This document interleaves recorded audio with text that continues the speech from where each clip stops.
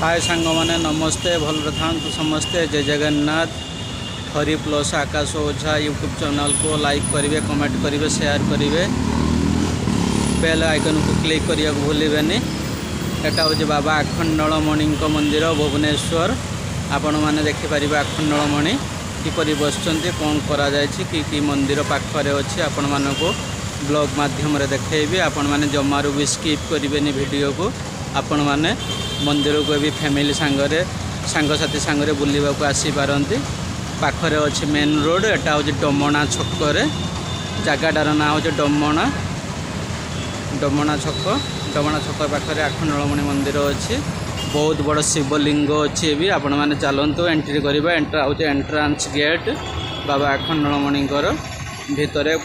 बाबा आखंडलमणि किपरि अच्छे, कौन कर कि मंदिर अच्छी आपण मानक ब्लॉग माध्यम जनइबी। आसतु देखा आखंडलमणि ये स्थान। एटा हूँ भोग दुकान। एठी शिवरात्रि रे भलसे शिवरात्रि बना जाए। आपण मैंने आसीपारे शिवरात्रि को देखा लगी। एटा हूँ भोग सामग्री मिले भोग दुकान। भितर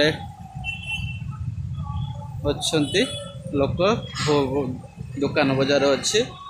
प्रसाद रेडी करने लक्ष्मी शाल देखा आखंडलमणि को दर्शन करवा।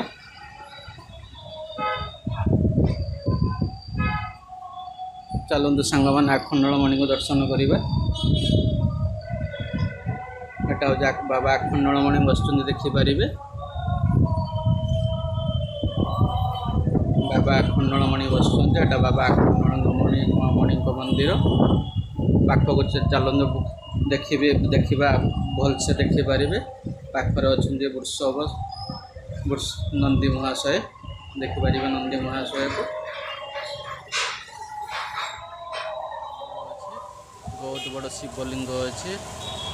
बहुत शांतशिष्ट एरिया। आपण मैंने फैमिली संगे बुलवा को आसीपारे।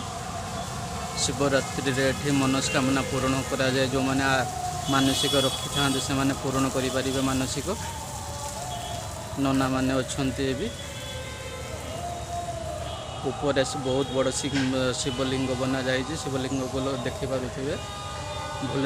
भोले बाबा जी भक्त माने अच्छे से मैंने सबू बाबा भोला बाबा करके कमेंट रे लिखिपारे। पार्क सिस्टम अच्छी। पिला माने छोट पिला माने भी खेली पारे। मंदिर विवाह पाई स्थान अच्छी। विवाह मंडप भी अच्छी भीतर को।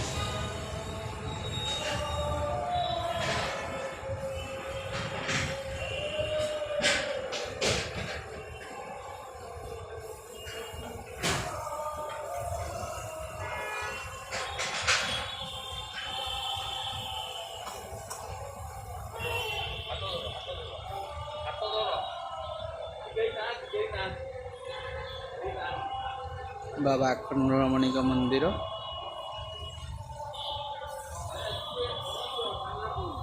आउ थे दर्शन करना बाबा आखंडलमणि को। भीतर को जीवा।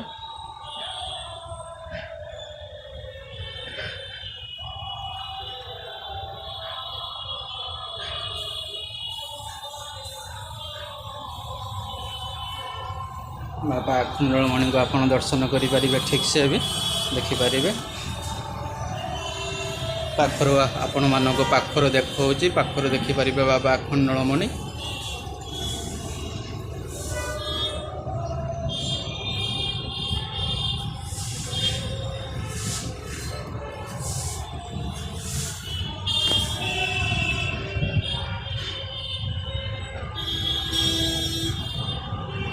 देखिपारे ऊपर बहुत बड़ शिवलिंग अच्छी।